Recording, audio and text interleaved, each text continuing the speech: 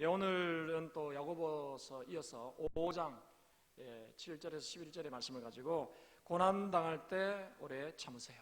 고난당할 때 오래 참으세요 라는 제목으로 하나님의 말씀 함께 나누기를 원합니다. 교회가 리모델링이 돼서 참 얼마나 좋은지 몰라요. 카페도 좋고 또 여러 가지 참 시설도 이렇게 좋아졌는데 가장 좋은 것은 뭐냐니까 엘리베이터인 거예요. 엘리베이터. 과거에는 1층에 제가 사무실 있을 때는 화장실 가려면 4층까지 걸어 올라가야 되니까 참 힘들었거든요. 요즘은 엘리베이터 있으니까 얼마나 편리한지 몰라요. 제 사무실이 이제 4층으로 옮겼는데 그러다 보니까 엘리베이터를 이제 이용할 때가 참 많은데 그래도 건강을 위해서 올라갈 때는 되도록이면 계단을 통해서 올라가고 내려올 때는 엘리베이터를 이용하는데 최근에 제가 느낀 게 있어요. 제가 엘리베이터를 딱 타면 버튼을 눌러요. 그죠? 여러분은 엘리베이터를 타시면, 교회 엘리베이터를 타시면 버튼을 한 개를 누르십니까? 두 개를 누르세요? 한 개 누르세요? 대부분이 한 개 누르시는데 혼자 타시면요 한 개를 누른 게 아니라 두 개를 눌러요. 왜냐하면 하나는 몇 층, 그 다음 뭘 눌러요? 닫힘. 제가 보니까 4층 그리고 닫힘, 이게 자동으로 무의식적으로 누르는 거예요. 그래서 이건 아닌데 해가지고 제가 기다려봤어요. 그냥 4층을 딱 누르고 기다리니까요 5초 안에 아가씨가 친절하게 문이 닫히겠습니다 하고 문이 딱 닫히더라고요. 무의식이에요. 무의식. 4층 닫힘. 5초만 기다리면 되는데 5초를 못 기다려가지고 닫힘을 누르요. 그래서 요즘은 제가 4층 누르고 그냥 이렇게 기다립니다. 그러면요 5초 안에 문이 스르륵 닫혀요. 자동으로 닫힐 때하고 제가 한번 닫힘을 누르면요 전기세가 3배가 나온답니다. 그러니까 여러분도 혹시 엘리베이터를 타시면 급할 때는 닫힘을 하시면요 급하지 않으면 그냥 기다리세요. 기다리면 5초 안에 문이 닫히는 거예요.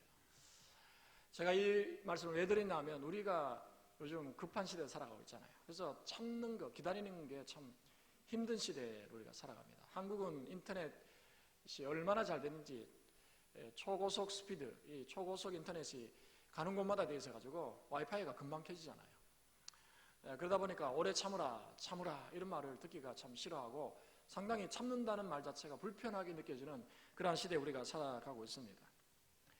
왠지 참으면 억울하고 또 답답하고 바보처럼 느껴지고 또 그럼에도 불구하고 꾹꾹 참으면 뭔가 속병이 생길 것 같은 느낌이 들 때가 참 많습니다. 아프니까 청춘이라는 책을 써서 일약 스타덤에 오른 서울대학교의 김남도 교수님이 이 아프니까 청춘이라는 책을 쓰고 나서 많은 독자들부터 호응을 얻고 또 다른 책을 써주세요라는 이제 그런 요청을 받고 그분이 2012년에 또 다른 책을 썼어요. 1000번을 흔들려야 어른이 된다. 이제 그런 책을 썼어요. 1000번을 흔들려야 어른이 된다. 그 책에 보니까 이런 짧은 글이 있어요. 이제 흔들리며 어른의 문턱에 선 그대에게, 이제 흔들리며 어른의 문에 선 그대에게. 이 책을 쓴 목적은 자신이 스스로 어른이라고 생각하지만 여전히 부족하고 어린아이와 같은 그런 현대인들에게 정말 우리가 어른이 되려면 여러 환경과 또 악한 좋지 않은 환경 속에서도 인내하고 또 인내를 연습하고 훈련해야 우리가 비로소 어른이 된다. 이제 그런 취지에서 이 글을 썼습니다. 그렇죠. 우리는 다 어른이라고 생각합니다. 그러나 어른아이가 있다고 하잖아요. 어른아이.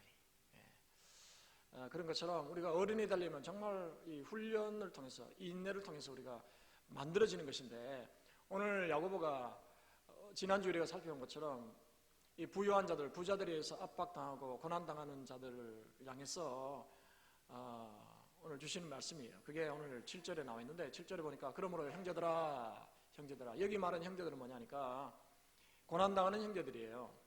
압제받는 형제들이에요. 부자들로 인해서 제대로 돈을 받지 못하고 어려움 가운데 경제적으로 어려운 그런 자들 향해서 오늘 야고보가 이어서 말하기를 그러므로 형제들아 라고 하면서 길이 참으라 한번 따라합시다. 길이 참으라 인내하라 이런 동일한 단어를 5번이나 오늘 짧은 구절에서 사용하고 있어요. 야고보에게 있어서 이 오래 참는 것이 얼마나 소중한지를 우리는 알 수 있습니다. 여러분 우리 신앙인들의 삶에도 이런 고난이 찾아오죠. 고난을 회피할 수가 없어요. 근데 고난을 당할 때에 오늘 야고보가 동일하게 저와 여러분에게 오래 참으라고 그렇게 말씀하고 있습니다. 저는 오늘 짧은 시간에 왜 우리는 성도로서 오래 참아야 하는가, 그러면 만약에 우리가 오래 참아야 한다면 어떻게 하면 오래 참을 수 있는가 하는 것에 대한 그런 야고보의 말씀을 통해서 우리가 함께 은혜를 나누기를 원합니다.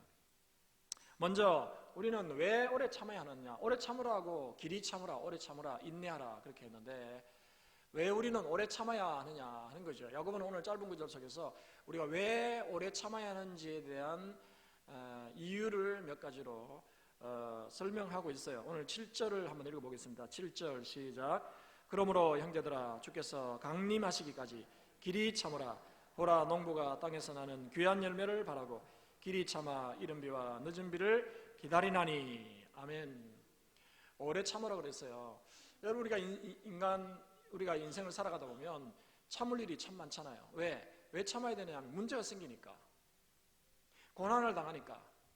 그러나 어떤 경우는 고난이 찾아오고 문제가 생기면 우리가 해결할 수 있어요. 스스로. 인간관계에 문제가 있다? 그럼 내가 풀면 돼요. 내가 잘못했다면 내가 잘못했다고 용서를 구하고 밥을 같이 먹으면서 마음을 풀어주고 그러면 관계가 회복돼요. 경제적인 어려움이 있습니까? 열심히 일해서 돈을 벌면 또 해결이 돼요. 또 내가 다른 사람에게 경제적인 손해를 끼쳤습니까? 그러면 그걸 갚으면 또 해결돼요. 그것 때문에 스트레스 받지 않아요. 그러나 우리가 인생을 살아가다 보면 우리가 당하는 고난의 문제, 또 여러 가지 다양한 문제들을 우리 스스로 해결할 수도 있지만 또 많은 경우에는 우리 스스로 이 문제들을 해결하지 못할 때가 참 많아요. 오늘 이 초대교회의 성도들은 스스로 해결하지 못한 문제를 가지고 있었어요. 그들은 가난한 자들이에요. 약한 자들이에요. 상대적인 빈곤 가운데 있는 자들이었어요. 압제받았어요. 또 신앙인이란 것 때문에 또 핍박을 당했어요. 해결할 수가 없어요. 그런 우리 성도들에게 오늘 야고보가 뭐라고 권면합니까? 오래 참으라 그랬죠. 그러면 그 말이 듣기가 싫죠. 아이고 안 그래도 힘든데 오래 참으라니. 야고보는 그냥 오래 참으라고 하지 않고 왜 오래 참아야 하는가? 신앙인으로서, 고난 가운데 있는 성도로서 왜 오래 참아야 하는가를 말씀하고 있어요. 그것이 7절에 말씀하고 있어요. 그게 뭐냐면 주님의 재림이 가깝기 때문이다.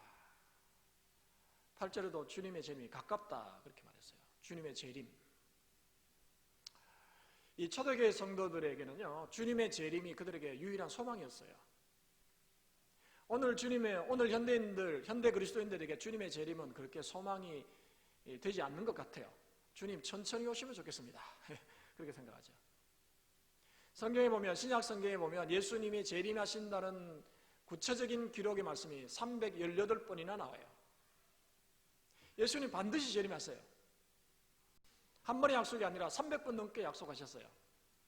또 예수님은 곧 오신다고 성천하시면서 말씀하셨어요. 그래서 초대교회 성도들은 고난 가운데 있었지만, 박해 가운데 있었지만 주님이 곧 오시면 해결된다라고 생각한 거예요. 그렇죠? 우리가 아무리 힘들어도 문제가 곧 해결된다면요, 우리는 참을 수 있어요. 그러나 문제가 해결되지 않는다고 생각하면요, 참을 수가 없어요.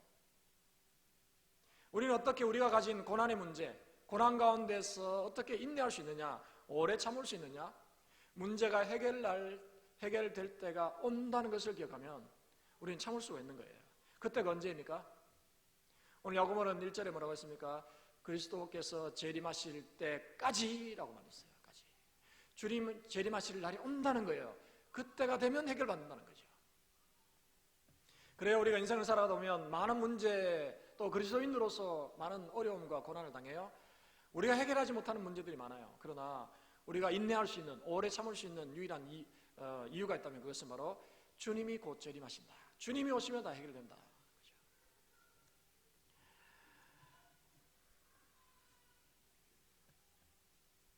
그렇죠? 베드로후서 3장 8절과 9절에 보니까 사랑하는 자들아 주께는 하루가 천년 같고 천년이 하루 같다는 이 한 가지 사실을 잊지 말라. 주의 약속은 어떤 이들이 더디다고 생각하는 것 같이 더딘 것이 아니라 오직 주께서는 너희를 대하여 오래 참으사 아무도 멸망하지 아니하고 다 회개하게 이르기를 원하시느니라.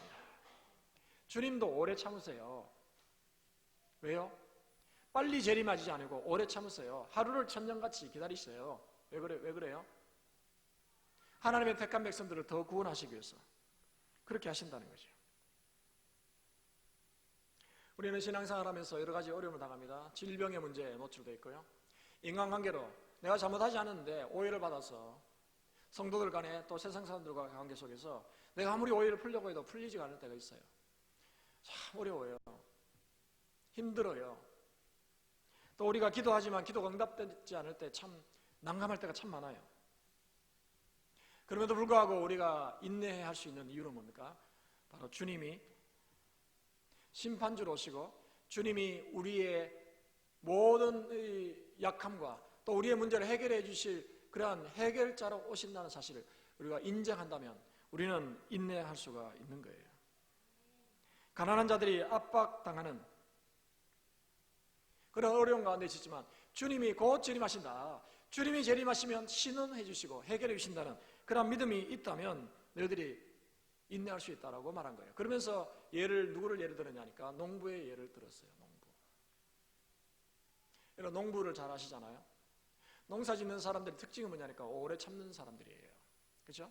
저도 시골에 있을 때 저희 집은 농사를 과수원을 좀 하다가 농사를 짓진 않았지만 저희 큰 댁에 가보면요 밭농사, 논농사를 저희 큰아버지가 늘 지으셨어요. 한여름에도 방학 때 가보면요 그 땡볕에도 밀짚 모자를 딱 쓰시고 자전거를 타고 논에 나가시고 들에 나갔어요. 근데 갔다가 돌아올 때는요 그냥 빈손으로 돌아오세요. 뭘 귀한 양식을 가져온다든지 열매를 가져와야든지 그냥 빈손으로 오세요. 근데도 매일 나갔어요. 왜 그럴까요? 때가 있다는 거예요. 때. 어느 때? 추수할 때가 있다는 것을 알기 때문에 기다리는 거예요. 그렇지 않으면 빈손으로 갔다 빈손으로 어떻게 오겠어요? 생고생만 하고 돌아오죠. 하루를 일하러 나가면요 추수 때가 하루가 당겨지는 거예요. 주님의 재림의 때도 마찬가지예요. 우리가 하루를 인내하고 1년을 인내하면요 주님의 재림의 때가 하루가 더 짧아지고 1년이 더 짧아지는 거예요. 그래서 우리는 뭘 바라봐야 되느냐? 주님의 재림의 때를 바라봐야 돼요. 그래서 야고보는 8절에 보니까 주님의 강림이 가깝다라고 말했어요. 우리는 추수의 때를 정확하게 알지 못해요. 농부들도. 주님의 재림의 때는 물론 정해져 있지만 우리는 정확하게 알 수 없어요. 그러나 중요한 것은 가까운 거예요. 어떻게 가깝습니까? 우리의 나이가 많아지고 우리의 신앙의 연륜이 많아지면 많아질수록 주님의 재림이 더 가까워지는 줄로 믿습니다. 그래서 우리는 기다릴 수 있는 거죠. 고통이 계속돼요. 답답함이 계속됩니다. 속이 뒤집히는 일들이 우리 삶 속에서 일어납니다. 그럼에도 불구하고 주님의 때, 재림의 때가 하루하루 가까워진다는 것을 우리가 바라본다면 우리는 인내할 수 있음을 오늘 야고보가 말하고 있어요. 또 다른 이유를 말하고 있어요. 우리가 왜 인내해야 하느냐 하는 거죠. 오늘 10절에 두 번째 이유를 밝히고 있는데 우리 10절을 한번 같이 읽어봅니다. 10절 시작. 형제들아 주의 이름으로 말한 선지자들을 고난과 오래 참음의 본으로 삼으라. 아멘.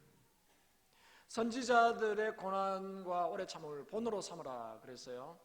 우리가 오래 참아야 될 두 번째 이유는 뭐냐니까 우리에게 사명이 있기 때문에 그래요. 사명. 이런 대표적인 사명자들이 바로 선지자들이죠. 선지자들은 하나님의 말씀을 선포하도록 부름받은 자들이에요. 그러나 그들의 공통점은 또 다른 공통점은 뭐냐니까 모두가 고난당했다는 거예요. 사명자는 고난당해요. 그렇죠? 사명자는 고난당해요. 복음을 전하면요 좋은 소리를 듣는 게 아니에요. 고난당해요. 무시당해요. 아유 그래도 나도 배울 만큼 배운 사람인데 아유 욕을 얻어먹어봐요. 기분이 안 좋죠. 그러나 그럼에도 불구하고 우리가 다투고 싸울 것이 아니라 끝까지 복음을 전하고 사명을 감당해야 되는 이유가 뭡니까? 그것이 나의 사명이기 때문에 그래요. 열왕기상 19장에 보면 수많은 선지자들이 복음을 전하다가 목숨을 잃었고 엘리야 선지자도 죽음의 위협 속에 있었다는 것을 성경은 말씀하고 있어요.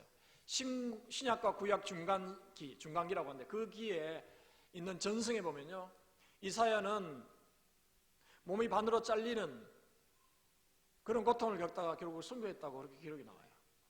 여러분 이 선지자들, 사명자들이죠. 사명자들의 공통점은요 고난당한다는 거죠. 그러나 그들은 사명을 위해서 끝까지 인내하면서 자신의 죽음, 자신의 목숨의 위협 앞에서도 굴하지 않고 그 사명을 감당했어요.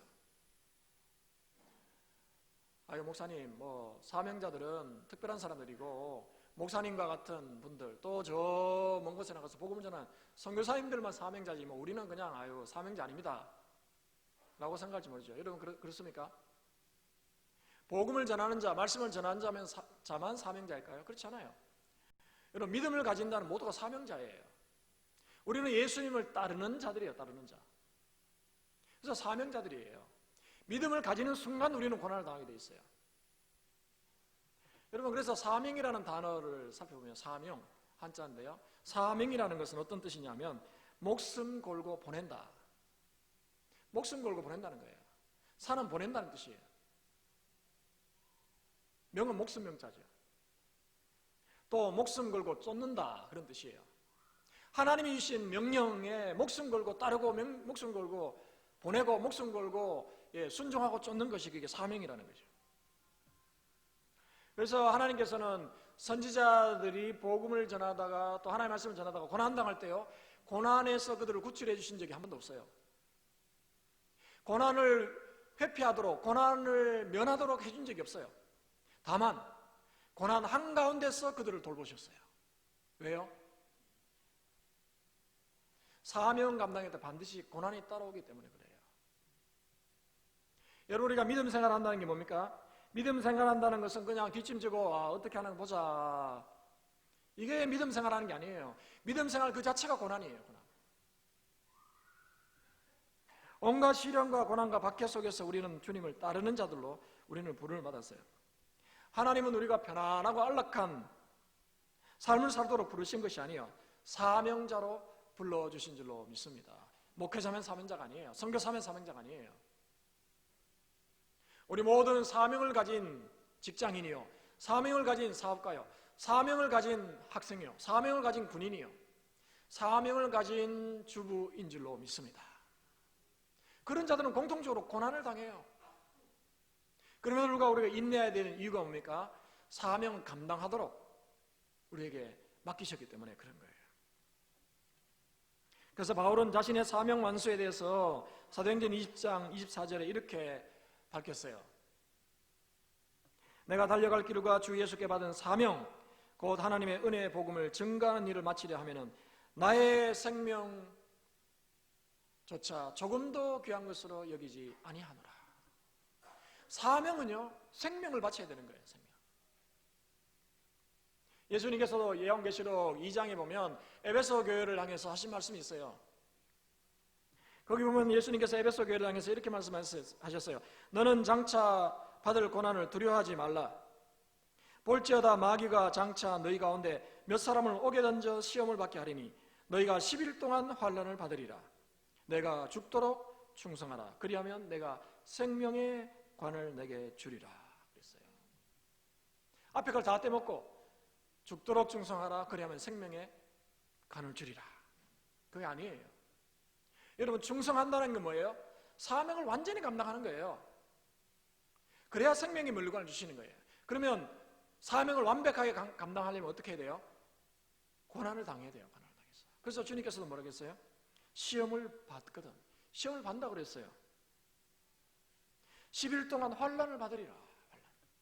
그러나 끝까지 사명을 위해서 그 환난을 인내하는 자에게 뭐예요? 생명의 멸류관을 준다는 거예요. 그게 충성이에요. 충성. 여러분, 우리 모두는 사명자로 부름받았다는 인식을 할 수 있기를 바랍니다.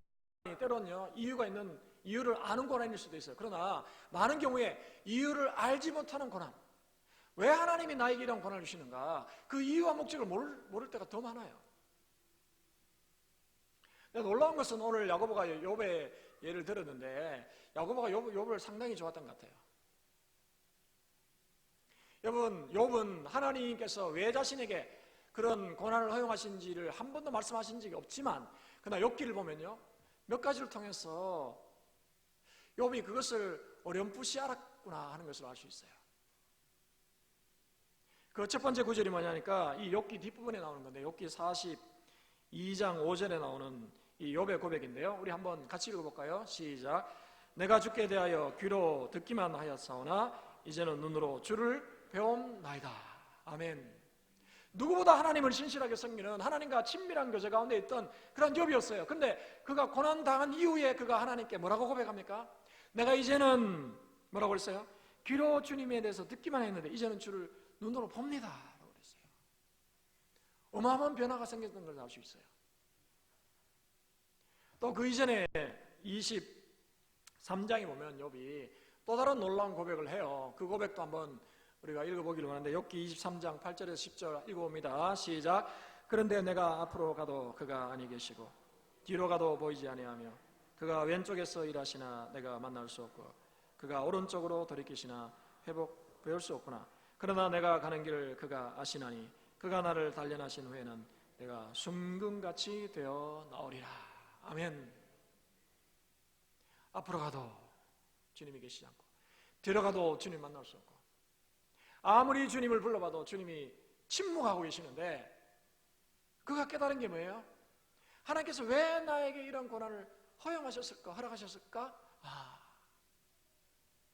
모르긴 해도 내 믿음이 정금같이 되도록 순금같이 되도록 하기 위해서 나에게 이렇게 불시험을 주시는 게 아닌가. 이거 고백했어요. 사실이었어요. 여러분 욥만 그럴까요? 욥에게만 이런 선한 목적을 위해서 고난을 주실까요? 아니에요.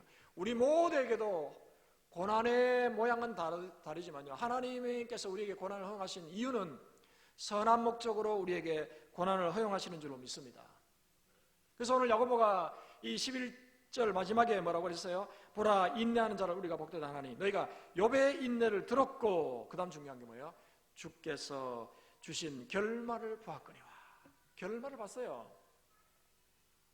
하나님께서 그를 회복시켜 주셨어요. 회복시켜 주셨어요. 많은 걸, 자녀들도 회복시켜 주시고 물질도 회복시켜 주시고 몸도 건강히 회복시켜 주시고 놀라운 회복을 주셨어요. 여러분 한번 생각해 보십시오. 하나님께서 만약에 그런 물질의 축복을 주시고 몸에 건강을 주시기를 원하셨다면요, 고난 주실 필요가 없잖아요. 그냥 건강해요. 물질 많아요. 자식 많아요. 근데 왜 그런 것들을 주시고 그것을 나중에 회복시키시냐는 거죠. 그것은 그 자체가 목적이 아니었다는 거죠. 물질이 목적이 아니었다는 거죠. 자녀들이 목적이 아니었다는 거죠. 건강이 목적이 아니었다는 거죠. 하나님이 원하신 건 뭐였어요?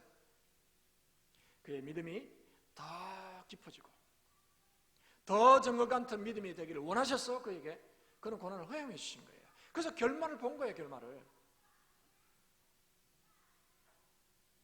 그래서 야고보는 결론적으로 뭐라고 합니까? 주는 가장 자비하시고 긍휼히 여기시는 이시니라. 여러분, 하나님의 선하심과 하나님의 긍휼하심을 믿으시기를 축원합니다. 우리에게 고난을 허용하신 분은요, 사탄이 아니에요. 세상이 우리에게 고난을 허용하는 게 아니에요. 하나님께서 우리의 인생에 고난을 허용하시는 줄로 믿습니다. 그런데 그 하나님이 어떤 하나님이라고 오늘 야고보가 결론 내립니까? 그 하나님은 가장 세상의 그 어떤 누구보다도 가장 자비하시고 가장 긍휼이 많으신 분이시라는 거죠. 그분이 아이러니하게도 우리에게 고난을 허용하신다는 거죠. 그러면 우리에게 고난의 목적이 악한 목적일까요? 절대 그렇지 않다는 거죠. 선한 목적으로 허용하신다는 거죠. 그래서 이 야고보는 이미 야고보 1장 3절로 4절에 이렇게 말했어요. 이는 너희 믿음의 시련이 인내를 만들어내는 줄 너희가 알미라. 인내를 온전히 이루라. 이는 너희로 온전하고 구비하여 조금도 부족함이 없게 하려 함이라. 우리에게 고난을 허용하고 고난 가운데 인내하라고 요구하시는 이유가 뭐냐? 인내를 통해서 뭐라고 했어요? 온전하고 구비하여 조금도 부족함이 없게 하기 위해서 그렇게 고난을 허용하신다는 거죠.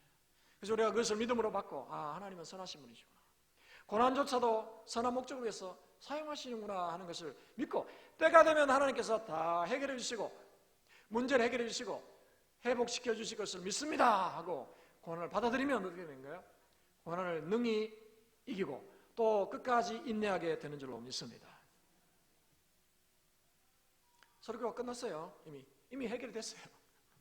그런데 야고보는 왜 우리가 고난당할 때 고난을 오래 인내해야 되느냐 하는 것에 대해서 제가 말씀드렸잖아요. 근데 더 친절하게, 그러면 구체적으로 이제 오래 참을 때 어떻게 오래 참을 수 있는가 하는 건 방법에 대해서 또 말씀하고 있어요. 크게 보면 작게 보면 두 가지인데요. 하나로 크게 보면 한 가지. 그게 오늘 몇 절에 나와 있느냐? 오늘 7절에 나와 있어요. 우리 8절에 나와 있는 8절을 같이 읽어봅니다. 시작. 너희도 길이 참고 마음을 굳건하게 하라. 주의 강림이 가까우니라. 아멘. 조이스 마이어라는 그런 목사님이 계세요. 이분은 타임지가 선정한 미국의 가장 영향력이 있는 사람으로 선정된 그런 분이에요. 그런데 이분이 책도 많이 쓰시고 지금도 아주 활발하게 강연을 하시고 말씀을 전하시는 그런 목사님인데, 이분이 인내에 대해서 한 중요한 말이 있어요. 그래서 여러분에게 소개하려고 합니다. 이분이 조이스 마이어가 인내에 대해서 이렇게 말했어요. 인내란 단순히 기다리는 능력이 아니라 기다리는 동안 어떻게 행동하느냐이다. 그렇게 말했어요. 저는 이 말이 참 오늘 우리 이 야고보의 말씀에 딱 맞는 말씀이라고 생각해요. 오래 참는다는 거 인내죠. 인내는 그냥 묵묵하게 단순히 기다리는, 때가 되기를 기다리는 그런 능력이 아니라, 인내란 건 뭐라는 거예요? 기다리는 동안에 어떻게 행동하느냐, 그게 진짜 인내요 오래 참는 것이라는 거죠.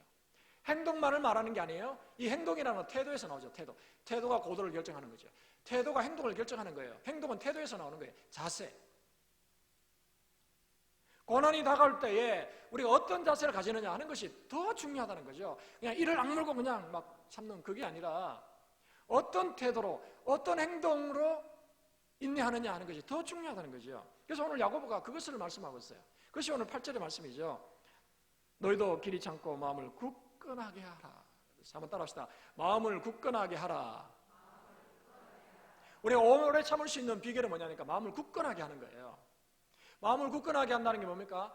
마음을 강하고 담대하게 하는 거예요. 여러분 그렇죠? 여러분이 아마 다 이해하실 거예요. 우리가 고난을 당하면요, 제일 힘든 게 뭐냐면요, 우리의 마음이 제일 힘들어요. 돈이 없어도요, 뭐가 힘들어요? 마음이 힘들어요. 몸이 힘들어도 뭐가 힘들어요? 마음이 힘들어요. 인간관계에 어려움이 와도 뭐가 힘들어요? 마음이 힘든 거예요. 마음이 힘든 거예요. 지난주에 뉴스를 보면서 제가 참 안타까웠는데, 대전에 네 명의 가족인데요, 한 가정인데 극단적인 선택을 했어요. 4명이 다 자살했어요. 근데 그 가정의 수첩에서 어떤 글이 나오냐니까 경제적으로 많이 힘들다 이렇게 나왔어요. 조사하는 사람들이, 경찰들이 들이닥친 데 가보니까 그 집 문 앞에 독촉장이 한 장 떨어져 있었어요. 그 사진을 찍어서 인터넷에 올렸는데 한번 찾아보십시오. 나옵니다. 거기 보면 7개월치 우유값이 밀렸다고 내라고 24만 9천 원 딱 해가지고 나왔어요.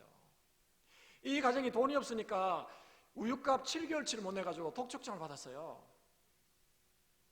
저는 그 사건을 이렇게 읽으면서 그 가장의 심정이 이해가 됐어요. 얼마나 힘들었겠냐. 여러분, 돈보다 더 힘든 게요, 마음이 힘든 거예요. 가장이 돈을 못 벌어와서 가족들이 쫄쫄 굶고 있어요. 그러면 배가 고픈 것도 배가 고프지만요, 그 가장은요, 마음이 너무 힘든 거예요. 어떻게 할 수가 없는 거예요. 아마도 그 가장이 주도해서 극단적인 선택을 하지 않았는가, 그런 생각을 해봐요. 고난당할 때 제일 힘든 게 뭐냐면 마음이 힘든 거예요. 마음이. 잠언 4장 23절에 우리가 잘 아는 말씀이죠. 모든 지킬 만한 것 중에 더욱 내 마음을 지키라. 생명의 근원이 이에서 남이니라. 모든 것이 어디서 나옵니까? 다 마음에서 나오는 거예요. 마음에서 좋은 것도 나오고 생명도 나오고 악한 것도 나오고 다 마음에서 나오는 거예요. 그래서 예수님께서 너의 입으로 들어가는 것이 너를 더럽게 하는 것이 아니라 네 마음에서 나오는 것들이, 온갖 것들이 너를 부패시키고 오염시킨다고 하지 않았습니까? 마음을 통제하고 마음을 강하게 하는 게 이게 이 고난을 이기는 가장 중요한, 인내할 수 있는 비결이라는 것이에요. 명나라 시대 때 유학자였던 왕양명이라는 사람이 있었는데, 이분이 아주 무술에도 능한 사람이었어요. 그런데 그 동네에 이 산골에 이 산적들이 출몰해가지고 그냥 사람들을 괴롭히고 돈을 뺏어가니까 군사들을 모아가지고 그 산적들과 전쟁을 해서 산적들을 다 물리쳤어요. 그리고 군인들과 함께 내려왔는데, 그때 마을에 있는 사람들이 그를 환영하면서 막 칭찬했어요. 대단합니다. 우리가 못하는 일을 당신이 해줬습니다. 어떻게 그 많은 그 무시무시한 산적들, 마적들을 물리쳤습니까? 라고 막 그렇게 칭찬할 때 이 왕양명이 한 유명한 말이 있어요. 그 사람이 이렇게 말했습니다. 산중 여파적이나 심중 남파적이라 그랬어요. 산중에 있는 산적은 물리치기가 쉽지만 내 마음에 있는 적은 물리치기가 심히 어렵다, 그렇게 말했어요. 동문서답 같죠. 무예를 익히면요, 눈에 보이는 그런 문제, 눈에 보이는 적은 물리칠 수 있어요. 그러나 내 마음에서 일어나는 문제는요, 해결하기 힘든 거예요. 다윗을 보십시오. 다윗 골리앗을 물리쳤잖아요. 그래서 일약 스타가 됐죠. 사울은 천천히요, 다윗은 만만이라. 정말 하나님을 신실하게 섬기는 자이죠. 군인 중에 군인이었죠. 그러나 그가 무엇에 무너졌습니까? 여인을 보는 순간에 음욕이 생겨서 그것으로 무너졌잖아요.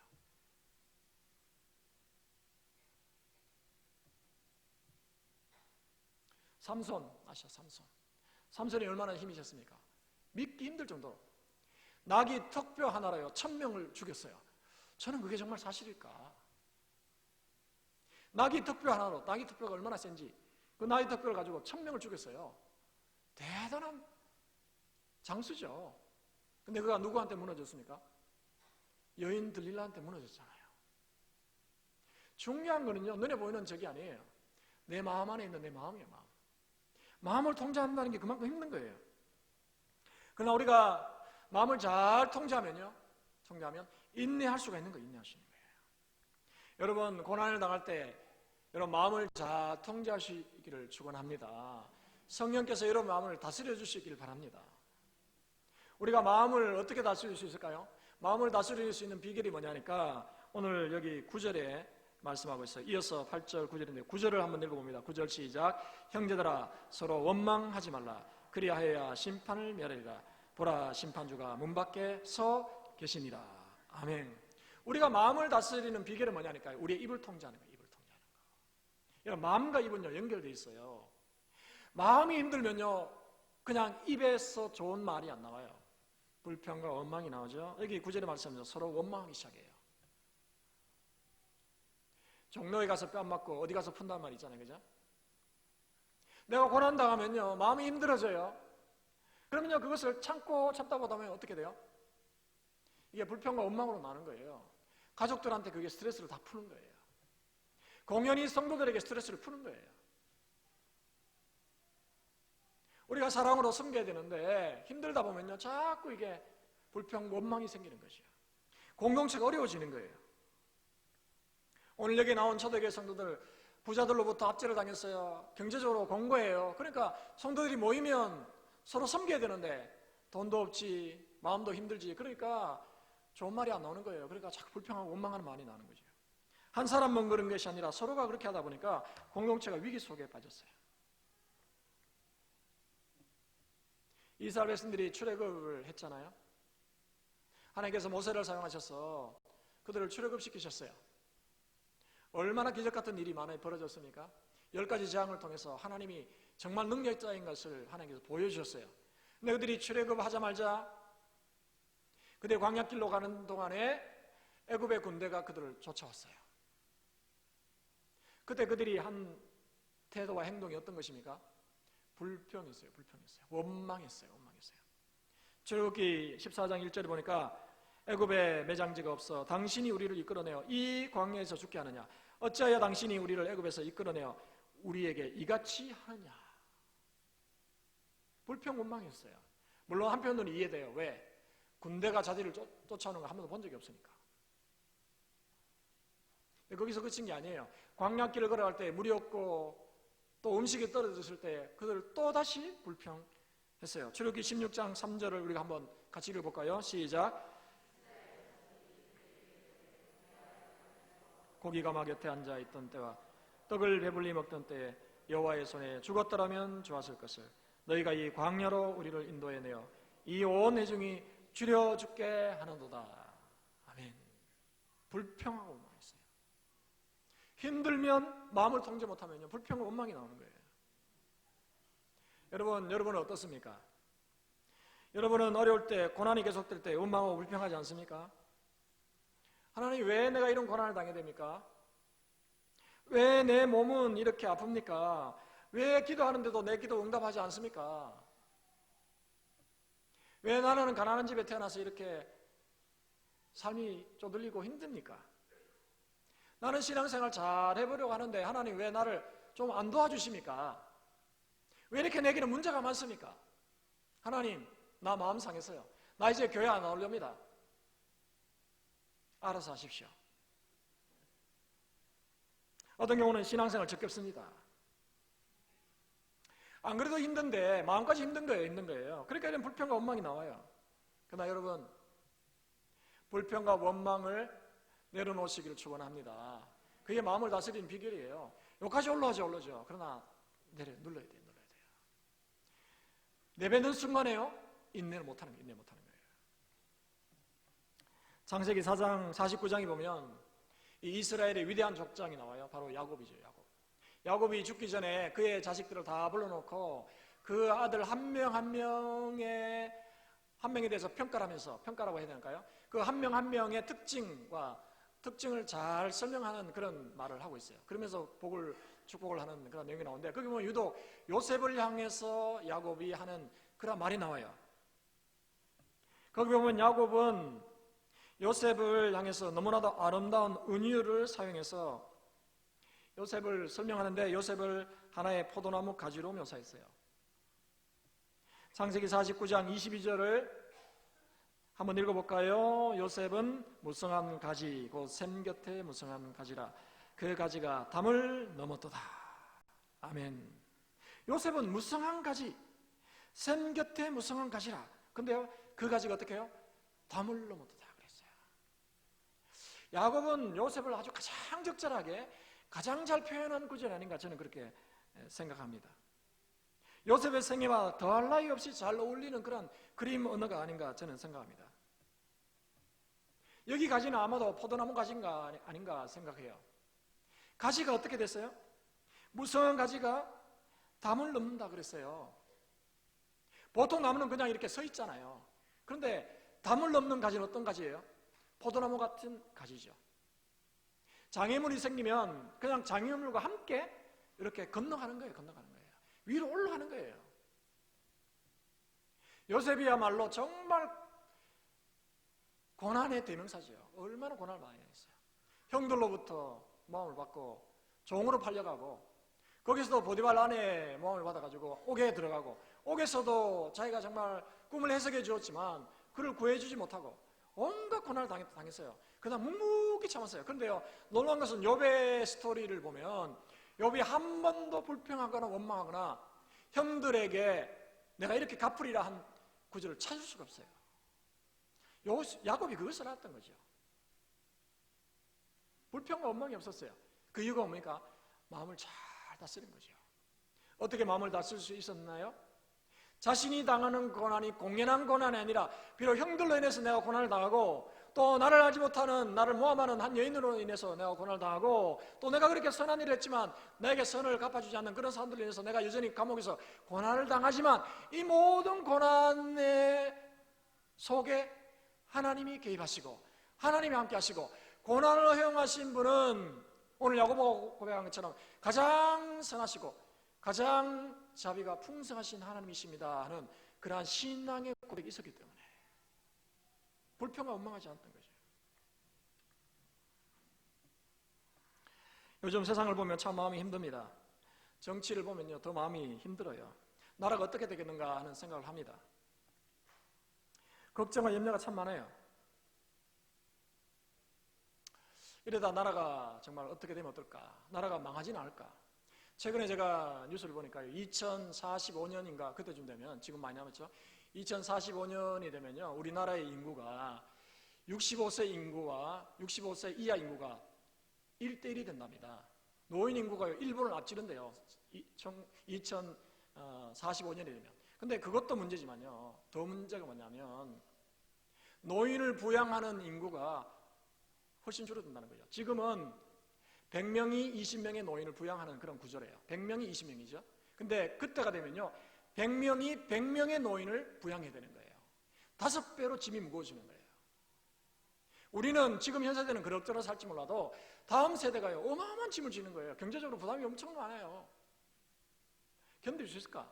나라가 정말 온전히 쓸 수 있을까 하는 그런 생각을 합니다. 여러분, 대한민국이 꼭 안 망한다는 법이 있나요? 망할 수도 있어요. 이스라엘도 망했어요. 그러나 저는 그렇게 생각해요. 대한민국이 내가 살아있는 동안에 망할 수도 있다. 더 극단적으로는 공산주의가 될 수도 있다고 저는 생각해요. 그러나 그럼에도 불구하고 우리에게 있는 소망이 뭡니까? 하나님이 이 모든 것 가운데 역사하시고 간섭하시고 또 우리와 함께 하시는 줄로 저는 믿습니다. 이게 우리의 신앙 고백인 거예요. 환경 바라보면요 절망하죠. 아이고 못 참겠다. 이민 가자. 이민 간다고 해결되는 게 아니잖아요. 중요한 거는요 끝까지 인내한 거예요.